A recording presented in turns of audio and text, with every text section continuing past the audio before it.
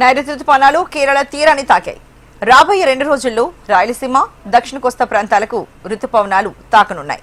తెలంగాణ, ఏపీపై ఉపరితల ఆవర్తన ప్రభావంతో రాబోయే 5 రోజుల పాటు వర్షాలు కురుస్తాయని వాతావరణ శాఖ ప్రకటించింది.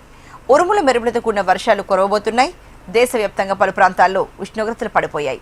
తెలుగు రాష్ట్రాల్లో ఒక్కసారిగా వాతావరణం మారింది. తెలంగాణలో పలు జిల్లాల్లో భారీ వర్షం కురిసింది.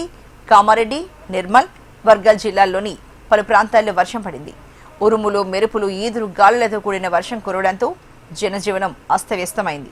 కొన్ని నెలలుగా మండుతోన్న ఎండలతో ఇబ్బంది పడుతున్న ప్రజలకు ఈ వర్షం కొంత ఉపశమనాన్ని కలిగించింది. మరొక వైపు వర్షం రైతులకు తీవ్ర నష్టాన్ని మిగిల్చింది. పలు ప్రాంతాల్లో కొనుగోలు కేంద్రాలు, కళ్లాల్లో నిల్వ ఉంచిన వరి ధాన్యం కుప్పలు వర్షానికి తడిసి ముద్దయ్యాయి. ధాన్యం కొనుగోలు ప్రక్రియ పూర్తి కాకపోవడంతో రైతులు ఇబ్బందులు పడ్డారు.